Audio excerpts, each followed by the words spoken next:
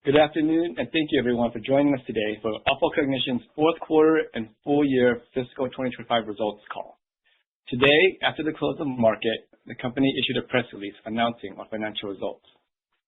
Joining me on the call today are Cognition's Chief Executive Officer, Michael McFadden, and Chief Operating Officer, Lauren D'Angelo. Today's call is being made available via the investors section of the company's website at www.cognition.com. During the course of this call, management may make certain forward-looking statements regarding future events and the company's future performance. These forward-looking statements reflect Cognition's current perspective on existing trends and information.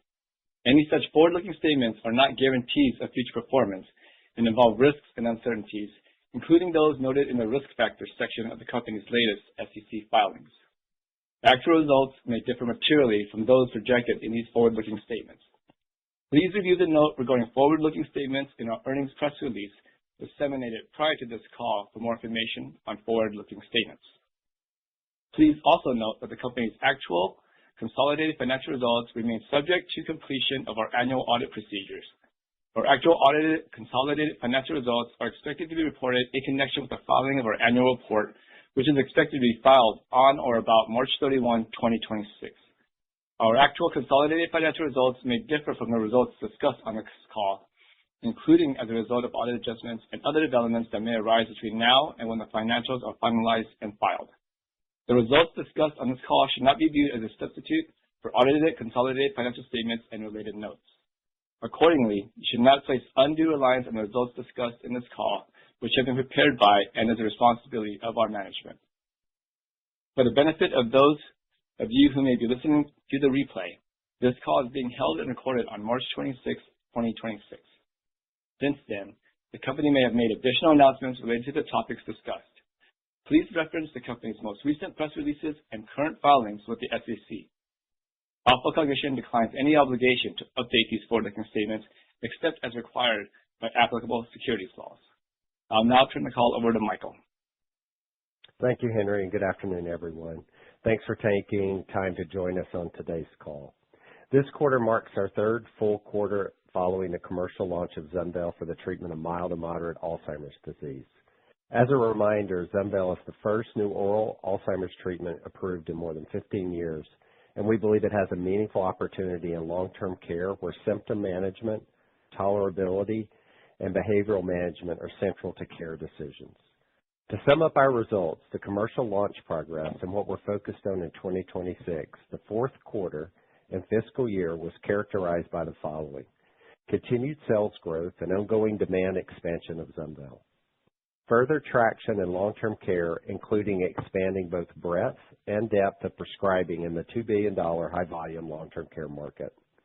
Progress on payer access, including a second signed contract with a national PBM, which now gets us contracted with 2 out of the top 4 PBMs nationwide. The company raised $40 million in Q3, which enabled us to appropriately expand our commercial reach and payer engagement strategies. And importantly, we maintained a strong financial foundation, which we believe keeps the company well-funded with a clear path toward operational profitability in 2027. In addition to the solid commercial and operational progress the company's made, we announced 3 real-world studies that are or will be initiated in 2026.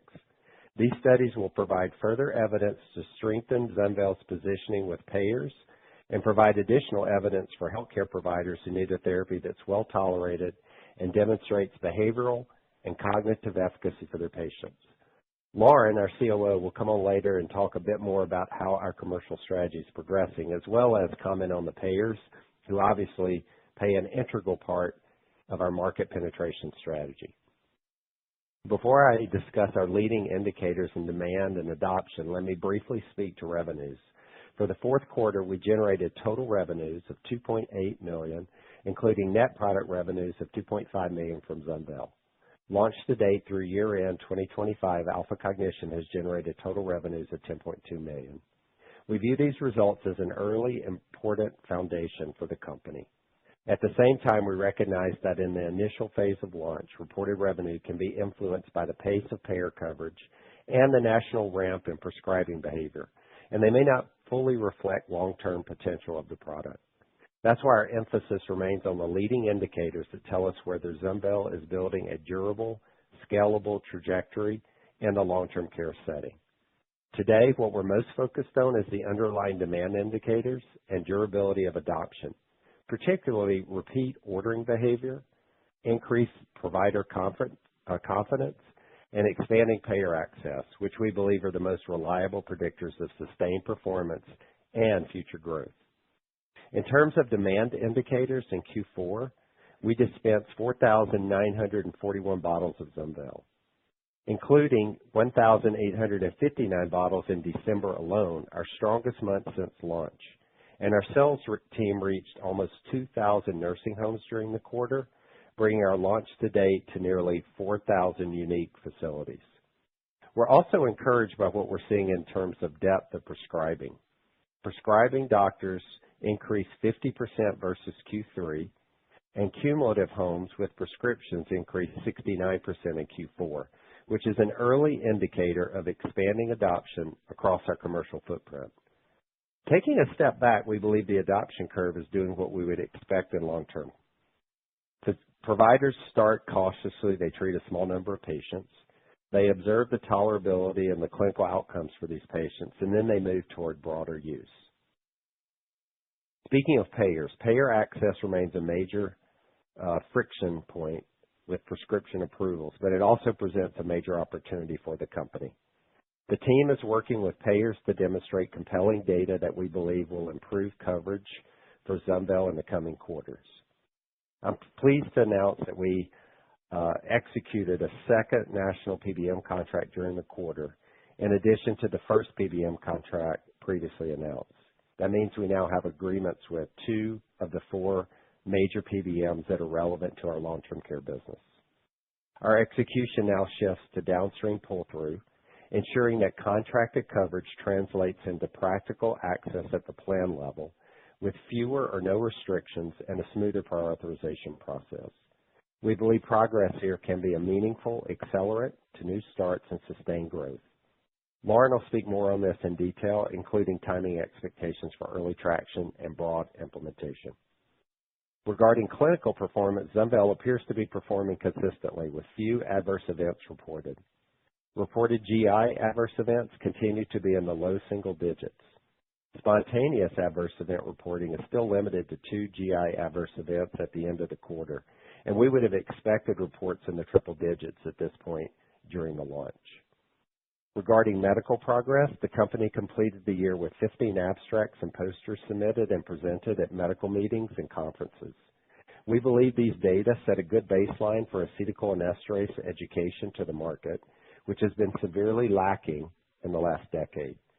The medical team now turns its attention this year to ZUNVEYL data focused on adverse events, behavioral response, and MOA, or method of action, all of which we believe differentiates ZUNVEYL from other drugs in the class.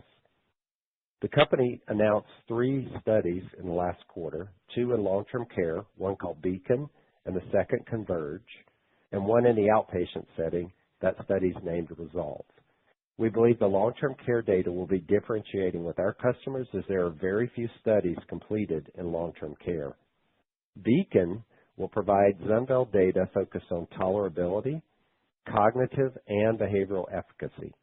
We initiated this study in February, and we're very pleased already with the quality and quantity of researchers who are participating in the study. We expect top-line data in Q4 of 2026. Converge will initiate in April, and with the construct of that study, top-line data will be reported quickly in Q3 of 2026. And Resolve will initiate in Q2 in the outpatient setting. We believe data from Resolve will be promotional for the commercial team, and it could be label-enabling for the company. Regarding R&D, the company continues to make progress with the sublingual formulation, and we will initiate a comparative PK study versus our tablet and intranasal formulations in Q2 of this year. The company believes a local toxicity study and an equivalent PK data set will be sufficient to advance the product to the clinic.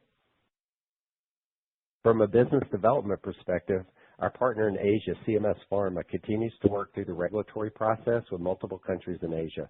We anticipate 2 strategic product approvals in 2026, which could provide incremental long-term growth opportunities for the company. The company still awaits approval of a business development milestone payment, which is contingent on a regulatory approval with the Chinese government. We anticipate this payment will materialize in 2026, although we cannot say when. We believe it's not a question of approval, but of timing. We're working constructively on this process with the Chinese regulatory authorities. The company continues to capitalize on emerging opportunities in the long-term care market. Chief among these is optimally positioning ZUNVEYL, which has clinically meaningful benefits both cognitively and behaviorally to treat symptoms associated with Alzheimer's. As noted, the company raised $40 million in Q3, and we immediately put the capital to work. We've increased our field team reach with long-term care medical directors and consultant psychiatry community. We also initiated marketing resources that will better position ZUNVEYL as a treatment of choice for symptom management of Alzheimer's disease.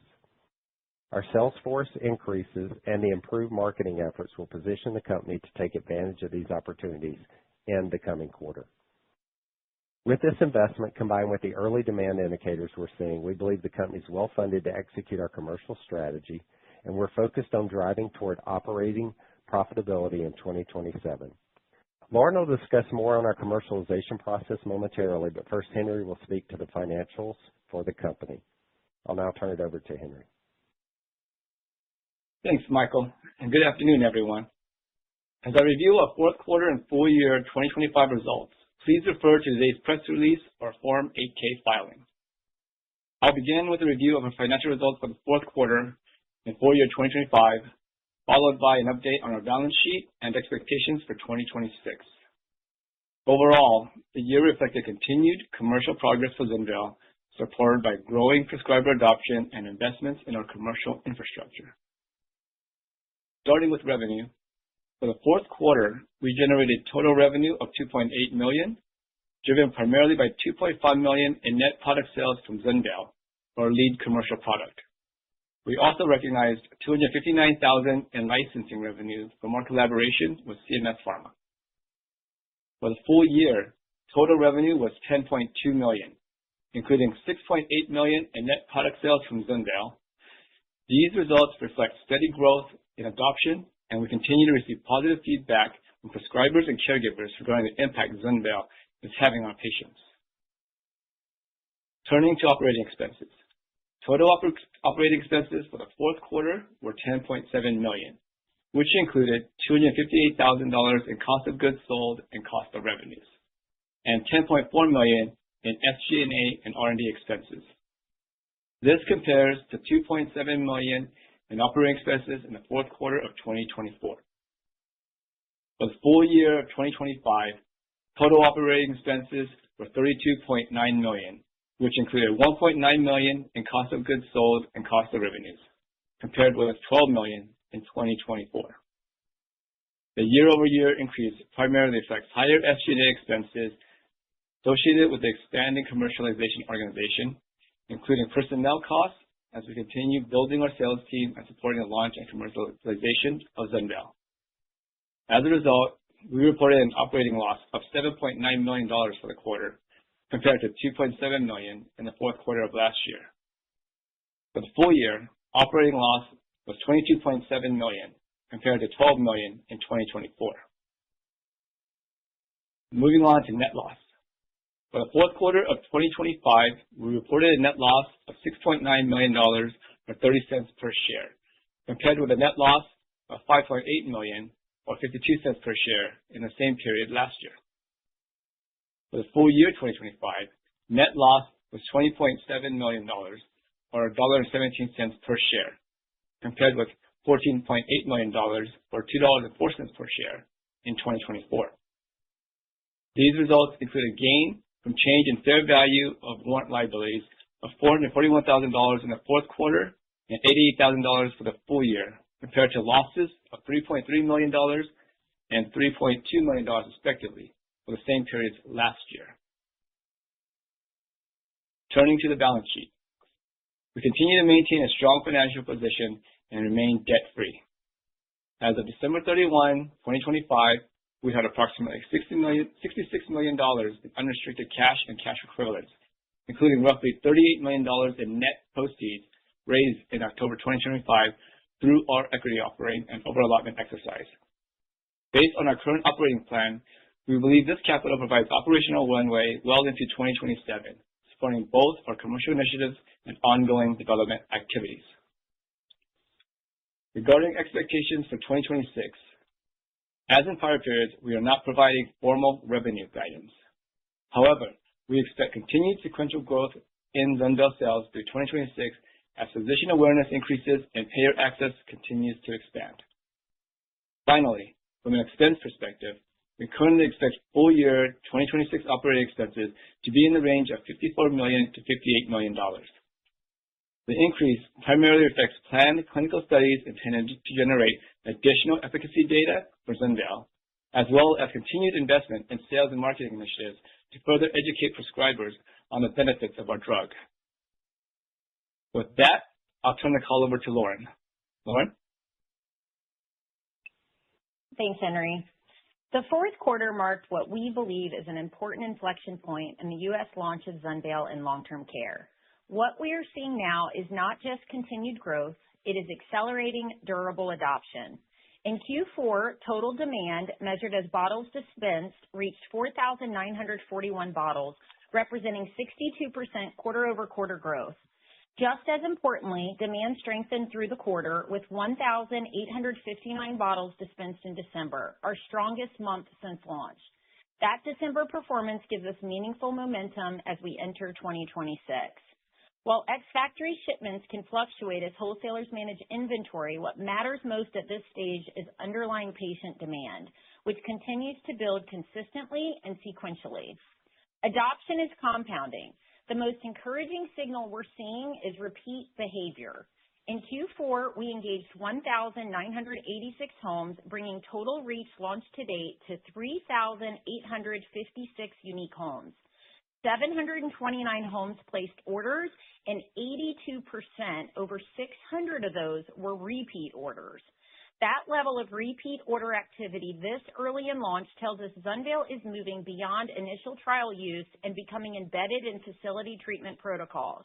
We also added nearly 100 new ordering homes in the final month of the quarter, demonstrating that new adoption continues even as existing homes expand utilization. On the prescriber side, we recorded 3,681 total HCP calls, including nearly 2,000 prescriber calls. Approximately 865 prescribers wrote orders in Q4, and 69%, roughly 600 prescribers, were repeat writers. That repeat rate is critical. What we consistently observe is a predictable adoption curve. Providers start cautiously, they treat one or two patients, they observe behavioral improvement and strong tolerability, and then prescribing expands. We are in that expansion phase. Behavioral differentiation is also driving acceleration. Our behavioral positioning continues to resonate strongly.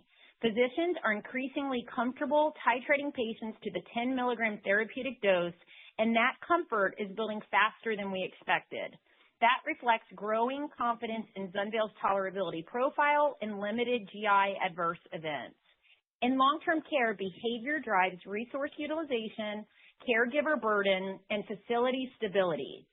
When providers see meaningful improvement in that domain, adoption accelerates, and we are hearing that consistently across regions. Payer unlock is the next catalyst for us. While demand is accelerating, payer coverage is still in the early stages of pull-through. As we expand unrestricted coverage and streamline prior authorizations, we expect reduced friction in patient initiation and increased velocity of new starts. Importantly, demand growth today is occurring despite limited unrestricted access. As coverage broadens, we believe it will act as a force multiplier. Importantly, and as shared during our last call, we expected to sign a second national PBM contract by year-end 2025, and I'm pleased to report that we achieved that milestone. We now have 2 of the 4 major PBMs under contract, and we are intensely focused on downstream plan execution. We expect to begin seeing early traction in Q2 with broader implementation in Q3. Another key catalyst for 2026 is the activation of peer-to-peer education. In January, we completed national speaker training for 48 key opinion leaders across long-term care and psychiatry. These key opinion leaders will now begin leading structured educational programs across the country. Up until this point, adoption has largely been driven by our field team. As peer-to-peer education expands, we expect increased physician pull-through, broader clinical validation, and an acceleration in prescriber confidence, particularly among our later adopters. In long-term care, education from trusted peers carries significant weight. We believe this initiative will amplify awareness, reinforce ZUNVEYL's behavioral differentiation, and support continued acceleration throughout 2026. Let me share why we are so excited about 2026. When we take a step back, we see strong sequential demand acceleration, high repeat ordering rates, growing prescriber confidence, expansion of ordering homes, increasing comfort with therapeutic dose titration, expanding payer access, activation of national peer-to-peer education, and upcoming real-world data milestones. We are no longer proving product market fit. We are now focused on scaling it.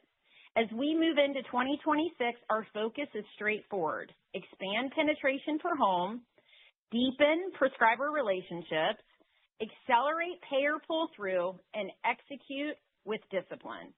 Based on the trajectory exiting Q4, we believe ZUNVEYL is well-positioned for continued acceleration. And with that, I'll turn it over to Michael. Thank you, Lauren. The team is focused on executing these quality calls with high-value medical directors and psychiatry consultants. We're meeting with health plans to pull through our PBM contracts, and we're working to manage efficiently the reimbursement process with our customers.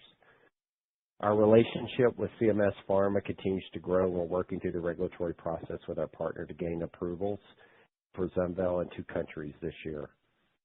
This last quarter, our leadership team has met with over 40 prescribers. The clinical outcomes they're seeing with ZUNVEYL are robust. The tolerability they see in patients is very good.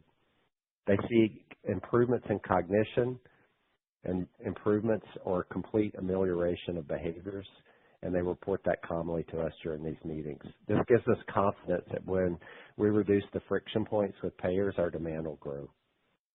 More importantly, we believe the company is well-funded to execute, and we are focused on driving toward operational profitability in 2027 while building a durable commercial franchise around ZUNVEYL. We'll now take questions. Operator? Thank you. If you would like to ask a question, please press star 1 on your telephone keypad.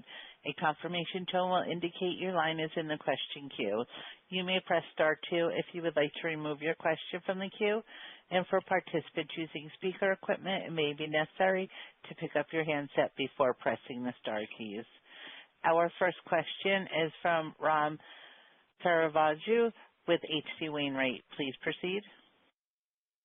Thanks so much for taking our questions, and congratulations on all this recent progress. I wanted to first of all start with some commercial aspects. I was wondering if you could give us some additional color regarding your anticipated timing for conversion of the additional payers that you haven't already converted, as well as when you anticipate potentially promoting into the neurologist prescriber base relative to the long-term care facilities and those specialist prescribers. Sure. Thanks, Ram, for the question. First, so timing conversion for the payer. So as we've shared with you all, we're really excited that we signed 2 of the big 4, so that represents a significant percentage of our overall business. And if you look at both of those PBMs, right now on one of the PBMs, we have about 16% open business. So we're still working really, really hard to pull through the rest of the regional plans on that PBM. And then we just signed that second PBM at the end of last year. So we're working through now the downstream accounts. The biggest downstream accounts are really who we're targeted. And, you know, the plan, we're having great conversations with those regional payers. Our thoughts around when we're going to start to see adoption for those regional plans, we expect that we're going to see some acceleration in Q2. So, you know, a small amount of those plans will likely pick us up in Q2, with broad implementation in Q3 is where we expect to see, you know, significant pickup from the downstreams. Now, as far as promoting into the neurologist or the specialty space, you know, our plan has always been that as we get closer to break even, you know, profitability in 2027, that's when we would look to expand into neurology. Okay. And then with respect to the clinical development plans, I wanted to drill down specifically on two of these initiatives, one of which is obviously a current clinical program for ZUNVEYL. I was wondering specifically if you could give us some additional color on the key, you know, what you hope to be the key aspirational takeaways, if I can put it that way, from the CONVERGE study, in particular as this pertains to polypharmacy, because clearly this study will provide a lot of important information, but we wanted to just kind of get a sense of, you know, if assuming that you get the information that you expect this study to deliver, how that is going to play into your long-term promotional strategy for ZUNVEYL, and to what extent this study is likely to be a fulcrum with prescribers. That's a great question. So CONVERGE is a data analysis of the long-term care market, and we plan to evaluate polypharmacy in three ways.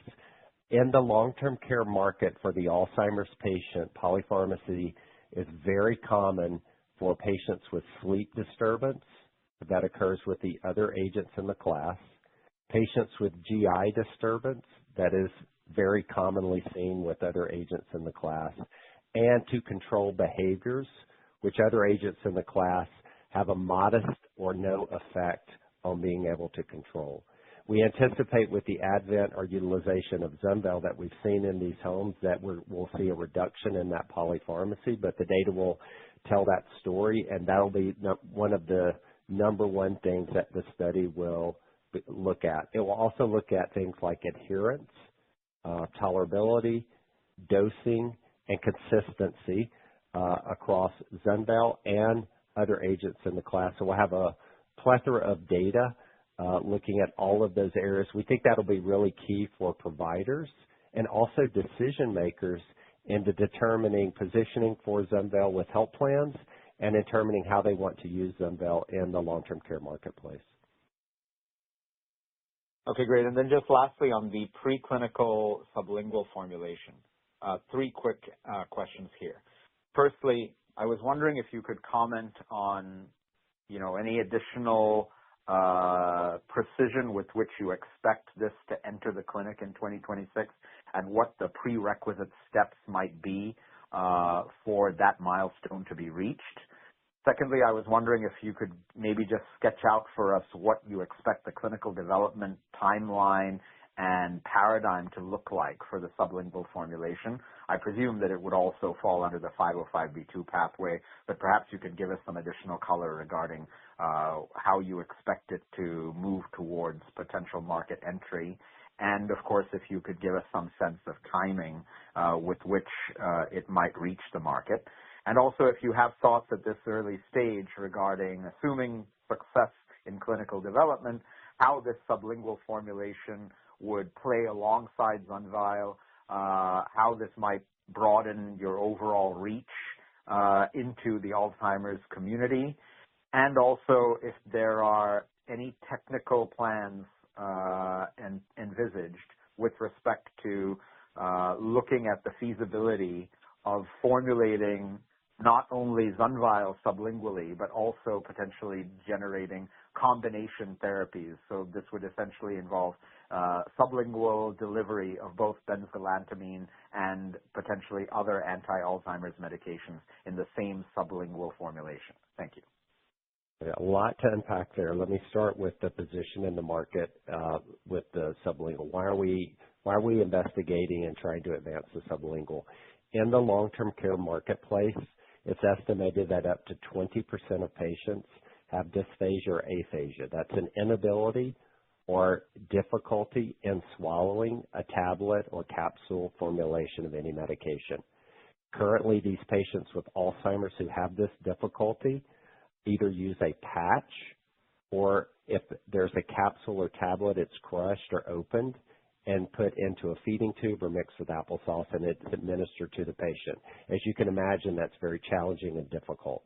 The sublingual, we believe, will displace a very difficult to use patch and displace a very challenging administration in applesauce or in a tube by simply putting this under the tongue. It dissolves within seconds.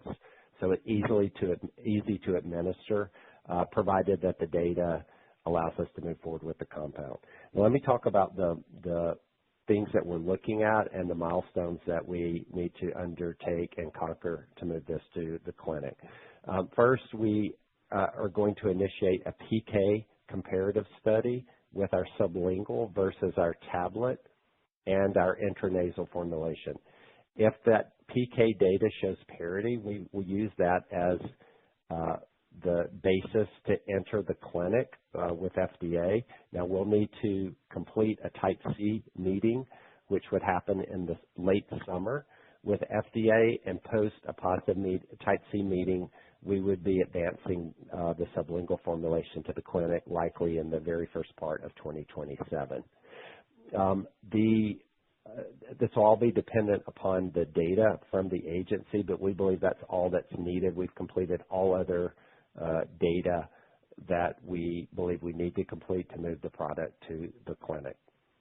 If we're able to move to the clinic, we would take a modified 505(b)(2) path. Our current thinking is we would complete a 505(b)(2) study, and then we would follow that with a tolerability study with the sublingual that could be label enabling for that asset to allow us to utilize that data for both promotion and in the label for the sublingual. That is to be determined on how long that study needs to be. That'll be part of our Type C meeting conversation with FDA. We also plan to use the sublingual formulation to advance our program for cognitive impairment with mild traumatic brain injury.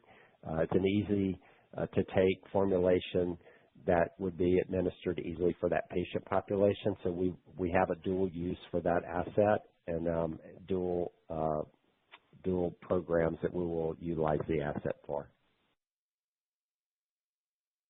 Okay, one quick clarification. Yeah.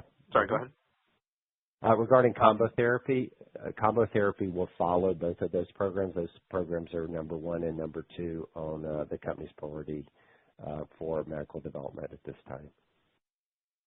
Okay, just one commercial clarification. I assume that if the sublingual formulation reaches the market specifically in order to address dysphagia or aphasia in Alzheimer's patients, that you would anticipate being able to leverage it using your existing sales and marketing infrastructure, and you would not at that time need to bring on additional sales firepower. Is that an accurate assumption? Yes, you're correct. That there's 100% synergy with the sublingual and our existing sales infrastructure. Thank you. Our next question is from Dave Storms with Stonegate Capital. Please proceed. Evening, and thank you for taking my questions. I actually kind of wanted to follow up there with the sales rep expansion. Just maybe what are you seeing here? Is it complete? Are there still open territories to fill? And then I guess a follow-up to that would be, as the sales team continues to grow, when should we maybe expect some sort of inflection here, if any? Just trying to think about, ramp times and the like.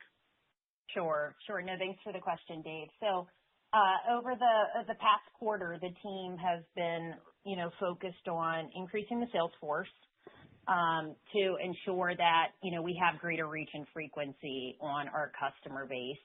I'm pleased to announce that our increase is fully filled. So, and you asked how many territories do we have left, to fill. We moved very quickly.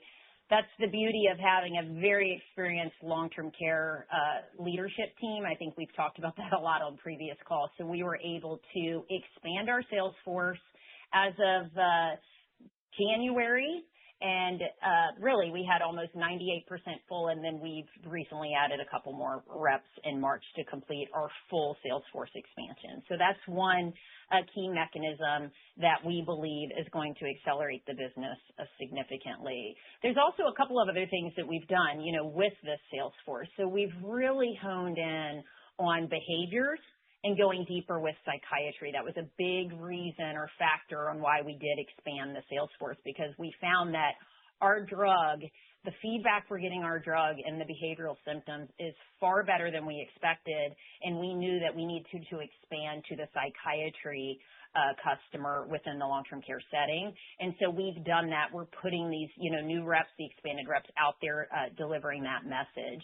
And then on top of that sales force, right, because we know payer is a friction point for us, we've increased our reimbursement team. And that will allow, as the team has expanded, we put additional sales reps on the ground. We now have additional field reimbursement team who can help pull their demand through from a payer perspective. So that's been a key mechanism for us as well. And then, of course, with the expanded sales force, I know you asked a question about sales force, but it's a domino effect on all the other mechanisms that we put into place to fully support that expansion, is this training of the 48 thought leaders, so that with the, additional sales force, they'll be able to leverage the KOLs and get out there and support the peer-to-peer education. So we really believe that really those four key areas are the mechanisms.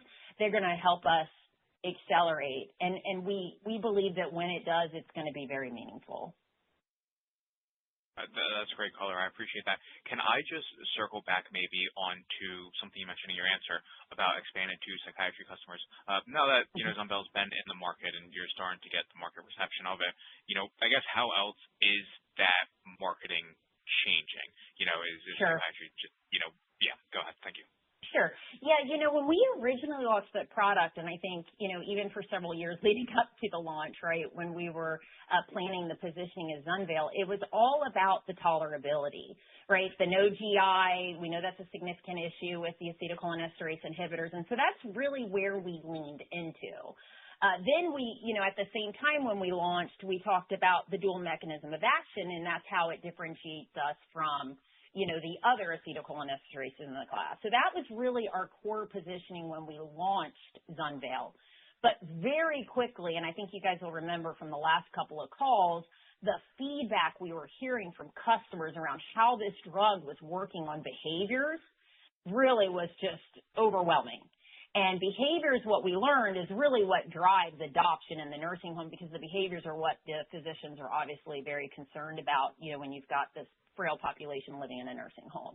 So we've shifted our positioning. We still hone in on strong tolerability. I mean, to date, we still only have, 2 spontaneous reports of GI. We've been out there for almost a year now. I mean, that's pretty incredible if you think about it. Not to say that it's not happening in other places, we just haven't heard about it. But we've really shifted more to this behavioral messaging. The dual mechanism of action supports that behavioral messaging, and it's widened, our prescriber base, because the psychiatrists, in a nursing home treat those behaviors. So I would say we're still positioning on GI and tolerability, but it's really those two things, behaviors and tolerability. And that's really the small shift. But we made that shift pretty quickly, a couple of quarters ago, because we just kept hearing great stories from physicians. What I can say, David, is going all the way back to our first call, the first month we launched, and the stories we were hearing, we hear those stories on a routine basis.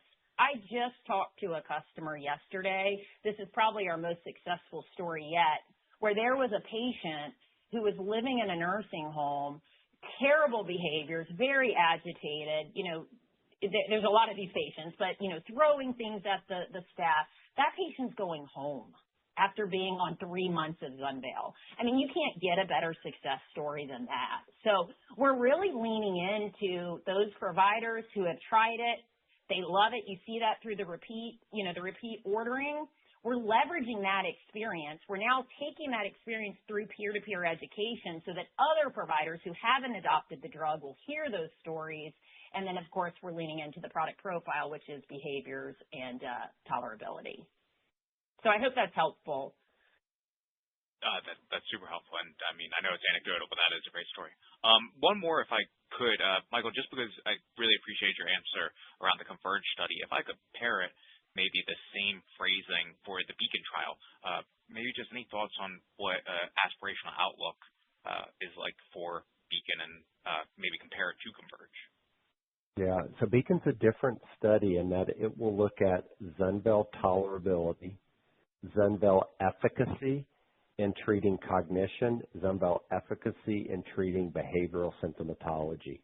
And so we hope at the end of that study, aspirationally, we hope that the study demonstrates strong cognitive effects, strong behavioral symptomatology, amelioration or improvement, along with great tolerability for ZUNVEYL. That would be the hope. We'll see what the data tells us.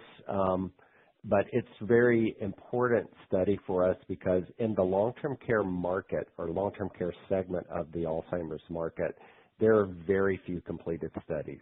There's very few observational phase 4 and almost no phase 3 studies to evaluate drug performance, evaluate drug tolerability. And so this will be one of the first studies that provides a very good data set and 200 patients in the nursing home market. And we plan to use that data not only with our providers, the physicians who treat, but the nursing homes who administer care for the patients, and just as importantly, the payers who are making coverage decisions on behalf of ZUNVEYL. So we think that study is going to be very meaningful for the company. That's great. Thank you. And just a point of clarification, you mentioned in your prepared remarks that we should expect those results in Q4 of this year. For Beacon in Q4 of 2026, and for Converge, we'll have top-line data in Q3 of 2026. That's perfect. Something to look forward to. Excellent. Thank you for taking my questions, and good luck in the next quarter. Thank you, Dave. We have reached the end of our question and answer session. I would like to turn the conference back over to management for closing remarks. Okay. Thanks, everybody, for attending the call today. I think you've heard our focus for 2026. I'll just reiterate, we plan to continue to focus on sales execution. We plan to focus on payer coverage and improvement in ZUNVEYL coverage with our payers. While doing that, we'll work diligently to complete our studies on time and with high quality and advance our R&D pipeline. And along with all of that, as we have done to date, we'll manage our expenses appropriately to move to operating profitability in 2027. So you can look forward for updates on all of those items as you follow the company through the course of 2026. Thanks for attending. Thank you. This will conclude today's conference. You may disconnect at this time, and thank you for your participation.